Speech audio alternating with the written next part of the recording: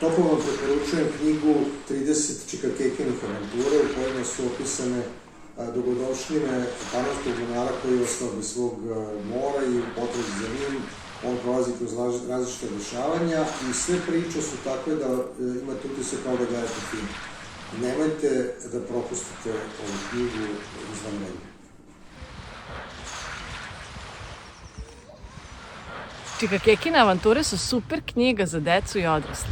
Tu su sjajne priče i razne pesme i upoznaće vas sa mnogim novim likovima Čikakeka, a može vas odvesti stvarno ili u mislima i na more.